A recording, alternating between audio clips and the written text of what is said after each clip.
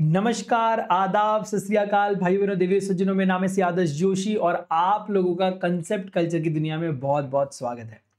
काफी दिनों से हम लोगों ने कंसेप्ट कल्चर की इस सीरीज को स्टार्ट किया है और जब से स्टार्ट किया है तो मुझे सीए फाउंडेशन के कंसेप्ट कल्चर्स के नीचे बहुत सारी कमेंट्स मिल रही थी कि सर सीए इंटरमीडिएट का कंसेप्ट कल्चर कब आएगा।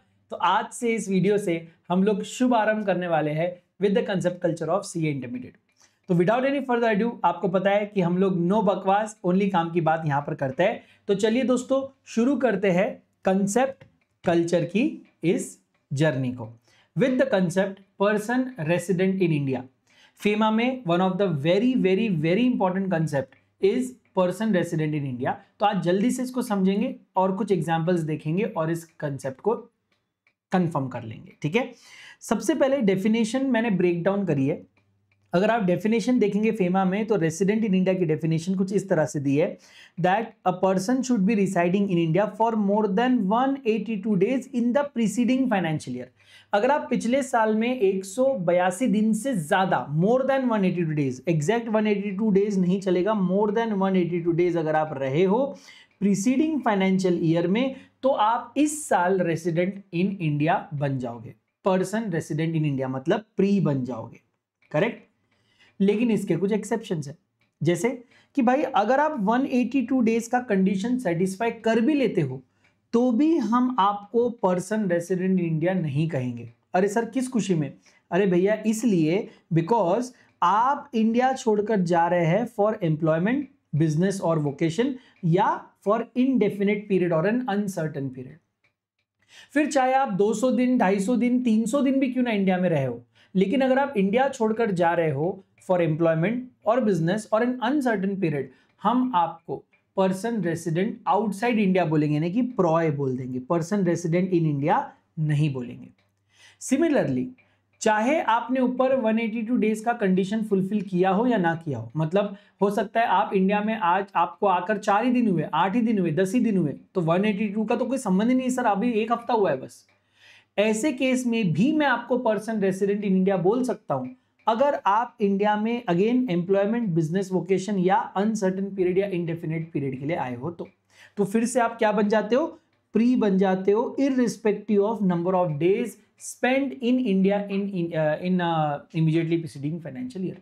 तो सर लास्ट ईयर में आप एक भी दिन नहीं थे इंडिया में, लेकिन इस साल आज आप आए हो मान लो 20 अगस्त को फॉर जॉब और एम्प्लॉयमेंट इन इंडिया, तो आप हमारे लिए प्री कैटेगराइज हो जाओगे।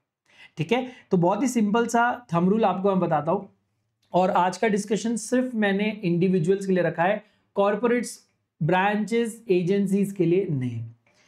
थंब रूल बड़ा सिंपल है, जो बोलता है कि अगर आप 182 डेज रुकते हो और आपका इंटेंशन भी इंडिया में रुकने का है, मोर देन 182 डेज आप इंडिया में हो और आपका इंटेंशन इंडिया में रहने का ही है, तो आप हमारे लिए बन जाते हो रेसिडेंट। लेकिन अगर आप 182 डेज इंडिया में नहीं रहते, लेकिन अगर आप इंडिया छोड़कर चले जाते हैं, तो आप हमारे लिए बन जाते हैं नॉन रेसिडेंट। अगर आप इंडिया में भी नहीं हो और आप इंडिया से बाहर हो फॉर जॉब एम्प्लॉयमेंट। लेकिन अगर आप इंडिया के अंदर लेस देन 182 डेज के लिए हो, लेकिन इंडिया में आप लॉन्ग टर्म जॉब के लिए या किसी चीज के लिए आए हो, ठीक है, तो फिर हम आपको रेसिडेंट कैटेगराइज करेंगे whether your stay is in India is there और नॉट, और 182 डेज इज देयर और नॉट। तो हम डेज नहीं देखते, जब आप एम्प्लॉयमेंट, जॉब, वोकेशन और अनसर्टेन पीरियड के लिए इंडिया में आते हो आप प्री बन जाते हो, और जब आप इसके लिए जाते हो तो आप प्रॉय बन जाते हो, irrespective of number of days. Clear है? कुछ एग्जांपल्स के साथ इसे क्लियर आउट करते हैं। Aman stayed in India for 200 days in the last year, then he left in the month of March for permanent job in Dubai. तो हम इसको प्रॉय करके कैटेगराइज करेंगे क्योंकि आप एम्प्लॉयमेंट के लिए इंडिया से बाहर जा रहे हो। कोई बात नहीं, अगला एग्जाम्पल देखते हैं। प्रिया ये यूएसए में रहती थी, लेकिन ये इंडिया में आ गई जैन 2025 में अपना खुद का बिजनेस स्टार्ट करने। मतलब आप पिछले साल एक भी दिन इंडिया में नहीं थे, नहीं, लेकिन आप इंडिया में काहे के लिए आए हो? फॉर योर बिजनेस और वोकेशन, एंड देयरफॉर आपका इंटेंशन यहाँ पे लॉन्ग टर्म रुकना है, इसलिए मैं आपको रेसिडेंट कैटेगराइज करता हूं। नेक्स्ट हो सकता है Rahul has stayed in India for only 100 days, he came to India for a permanent job in Mumbai. तो मतलब आप बाहर थे, बाहर से आप इंडिया में आए, सिर्फ 100 डेज रहे, लेकिन आप जॉब के लिए आए हो। Again you will be resident despite your number of days is less than 182, आपको फिर भी मैं रेसिडेंट कैटेगराइज कर रहा हूं बिकॉज ऑफ जॉब के लिए इंडिया में आए। अब एक स्पेशल केस ये है स्टूडेंट्स का। सर एक स्टूडेंट है, मान लो नेहा, वो पिछले साल 250 दिन इंडिया में थी, ठीक है, वो सिर्फ 6 मंथ्स का एक कोर्स करने लंदन जा रही है, क्या मैं इसे रेसिडेंट कैटेगराइज करूं या नॉन रेसिडेंट? तो दोस्तों इसके लिए एक स्पेशल आरबीआई सर्कुलर है जो कहता है कि स्टूडेंट्स जो पढ़ाई करने के लिए इंडिया से बाहर जाते हैं उन्हें हम नॉन रेसिडेंट के कैटेगरी में डालेंगे, एंड देयरफॉर यहां पर Neha will be termed as non resident. भले उसका जो पढ़ाई का टेन्योर है वो फिक्स है, 6 मंथ्स होगा, किसी का 1 ईयर होगा, किसी का 3 इयर्स होगा, बट स्टिल हमने यूजुअली मतलब सरकार ने कहा कि हमने यूजुअली नोटिस किया है कि जो बच्चे पढ़ाई करने बाहर जाते हैं वो वहीं सेटल हो जाते हैं, एंड दैट्स वाई जब वो पढ़ाई करने बाहर जा रहे हैं हम तभी से उनको नॉन रेसिडेंट बना देते हैं, ताकि वो बाहर नॉन रेसिडेंट के लिए जो रेमिटेंसेस चाहिए या जो एनआरई अकाउंट उनको ओपन करना है वो सारी चीज़ें वो फ्रीली कर पाए, इसलिए हम उनको फेमा के अंदर नॉन रेसिडेंट कैटेगराइज कर देते हैं। ठीक है, सो आई होप कि ये आपको एक्सेप्शन याद रहेगा। Example number 5, tourist visit. Karan India में रहता है 300 दिन के लिए, लेकिन वो 2 हफ्ते के लिए यूरोप ट्रिप पर गया है, वेकेशन पे गया है। सर उसको इन इंडिया रेसिडेंट बोलेंगे, out of India? Sir he is a resident in India. एक शॉर्ट ट्रिप के लिए वो घूमने टूरिज्म के लिए बाहर गया है, विच इज 100% अलाउड। और ये जो लीजर ट्रिप है इससे इसका ना जॉब इन्वॉल्व है, ना बिजनेस इन्वॉल्व है, ना कोई अनसर्टन पीरियड इन्वॉल्व है, therefore he will be considered as free. ठीक है, so I think this table will summarise all the cases that we have done. ठीक है, अगर आपका एम्प्लॉयमेंट बाहर है नॉन रेसिडेंट, फिर आप इंडिया में कितने भी दिन क्यों ना रहे हो, बिजनेस बाहर करने जा रहे हो irrespective of number of days in India in previous year, you will be non resident. या आप एजुकेशन के लिए भी बाहर जा रहे हो, again irrespective of number of days in last year in India, हम आपको नॉन रेसिडेंट करेंगे।